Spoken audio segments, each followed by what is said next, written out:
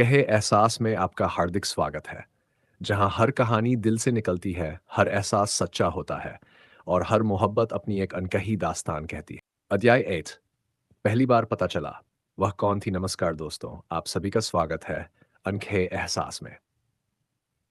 पिछले अध्याय 7 में आपने देखा था कि उन्होंने मुझसे कहा था, मुझे आपको एक बात बतानी है। उस समय मेरे मन में तरह-तरह के सवाल उठ रहे थे। आखिर ऐसी कौन-सी बात थी जिसे बताने में उन्हें इतना डर लग रहा था? अब आगे।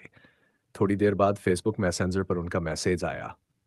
उन्होंने लिखा, आप नाराज तो नहीं होंगे जो मैं बताने वाली हूँ? मैंने मुस्कुराते हुए जवाब दिया, पहले बताओ तो सही, बिना बात जाने मैं नाराज क्यों होऊंगा? कुछ पल तक उनका कोई जवाब नहीं आया। ऐसा लग रहा था जैसे वह शब्दों को सोच समझकर लिख रही हो। फिर उनका मैसेज आया, आप जो समझ रहे हैं, हम वो नहीं हैं। ये पढ़कर मैं थोड़ा हैरान हो गया। मैंने तुरंत लिखा, सीधी बात बताओ, गोल-गोल क्यों घुमा रही हो? उन्होंने जवाब दिया, ठीक है, आज सब सच बता देती हूँ। फिर उन्होंने जो बात बताई, उसने मुझे कुछ पल के लिए बिल्कुल शांत कर दिया। उन्होंने लिखा, मैं अपनी दीदी की फ़ेसबुक आईडी चलाती हूँ। उसी के नाम से फ़ेसबुक इस्तेमाल करती हूँ। आज तक उस आईडी पर मेरी कोई फ़ोटो नहीं लगी और न ही मैंने कभी अपनी पहचान बताई। जो फ़ोटो या पोस्ट दिखाई देती थीं, उनमें से ज़्यादातर दीदी डालती थीं। कभी-कभी मुझे जो पोस्ट अच्छी लगती, मैं भी शेयर कर देती थी। अब मुझे पूरी बात समझ आने लगी। मैंने जवाब दिया, अच्छा, तो ये बात थी। उन्होंने कहा, जी, यही बात आपको बतानी थी। मैंने लिखा, चलो, अच्छा किया बता दिया। अब एक बात और बता दो, अगर वह तुम्हारी दीदी का नाम है, तो तुम्हारा असली नाम क्या है?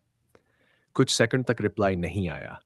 फिर उनका मैसेज आया, मेरा नाम राधिका है। मैंने पढ़ते ही लिखा, बहुत प्यारा नाम है। उन्होंने जवाब दिया, थैंक यू।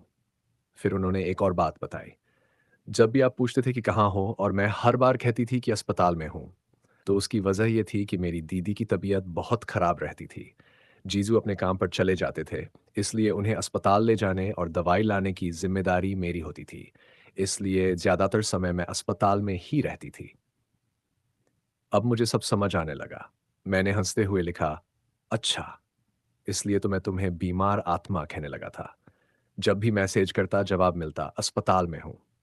उन्होंने भी हंसने वाला इमोजी भेजा। फिर उन्होंने लिखा, मैं पहले ही आपको सब बताना चाहती थी, लेकिन डर लगता था कि कहीं आप नाराज न हो जाएं, इसलिए हिम्मत नहीं जुटा पाई। आज बहुत सोचकर सब बता दिया। उन्होंने आगे लिखा, मेरे घर वाले और जानने वाले सब जानते हैं कि मैं दीदी की आईडी चलाती हूँ, लेकिन आपको मैंने पहली बार ये बात बताई है, इसलिए प्लीज नाराज मत होना। मैंने जवाब दिया, अरे नहीं, नाराज होने वाली कोई बात ही नहीं है, बल्कि अच्छा किया जो सच बता दिया। अब तुम्हारे मन का बोझ भी हल्का हो गया होगा। उन्होंने फिर पूछा, सच बताइए, आप नाराज तो नहीं हैं? मैंने कहा, नहीं, लेकिन एक बात जरूर थी। कभी-कभी मेरे मन में आता था कि पता नहीं सामने लड़का है या लड़की। सोशल मीडिया पर आजकल कुछ भी हो सकता है। बस यही सोचता रहता था। इतना लिखना था कि उनका तुरंत जवाब आया, और कुछ तो नहीं सोच रहे कि मैं लड़का हूं? मैंने लिखा, नहीं, अब ऐसा कुछ नहीं सोच रहा। उन्होंने लिखा, अगर आपको यकीन नहीं हो रहा तो मैं अभी कॉल कर सकती हूँ। मैंने जवाब दिया, अभी मैं दोस्तों के साथ हूँ, कभी अकेला रहूंगा, तब आराम से बात करेंगे। उन्होंने कहा, ठीक है, मैं थोड़ा काम करके आती हूँ, फ्री होकर मैसेज करती हूँ। मैंने लिखा, ठीक है, आराम से काम कर लो। उन्हें जवाब दी। उस दिन की बात वहीं खत्म हो गई। मैं भी अपने दोस्तों के साथ बाग से घर लौट आया। उन दिनों धान की रोपाई चल रही थी। खेतों में काम का मौसम था। घर पहुंचकर रोज की तरह काम में लग गया। दोपहर हुई। मजदूर खाना खाने अपने अपने घर चले गए। मैं खेत में अकेला बैठा था। अचानक मन हुआ कि उन्हें मैसेज करूं। मैंने लिखा, हेलो जी, कहाँ हो? कुछ देर बाद जवाब आया, घर पर हूं। मैंने पूछा, क्या कर रही हो? उन्होंने लिखा, दीदी दवाई लेने बाहर गई हैं, मैं घर पर खाना बना रही हूँ। मैंने कहा, अच्छा, ठीक है। फिर उन्होंने पूछा, और आप? मैंने लिखा, मैं खेत में हूँ, धान की रोपाई चल रही है, अभी अकेला बैठा हूँ। उन्होंने जवाब दिया, ठीक है, आप बैठिए, मैं काम खत्म करके आती हूँ। मैंने कहा, ठीक है। करीब आधे घंटे बाद उनका फिर मैसेज आया, हाँ जी, अब बोलिए, मेरा काम खत्म हो गया। यही वह पल था जब मेरे मन में एक ख्याल आया। आज घर पर उनकी दीदी भी नहीं थी। मैं भी खेत में बिल्कुल अकेला था। और सबसे बड़ी बात, मेरे मन का वह पुराना सवाल अब भी बाकी था, क्या सच में वह लड़की ही है? मैंने सोचा, अगर आज पहली बार फ़ोन बात हो जाए तो सारी उलझन हमेशा के लिए ख़त्म हो जाएगी। मैं यही सब सोच ही रहा था कि उनका मैसेज आया। क्या हुआ? मैसेज क्यों नहीं कर रहे? मैंने जवाब दिया, कुछ नहीं, बस सोच रहा था। अगर आपको ठीक लगे तो आज कॉल पर बात कर लें। उन्होंने तुरंत पूछा, आज टाइम है क्या?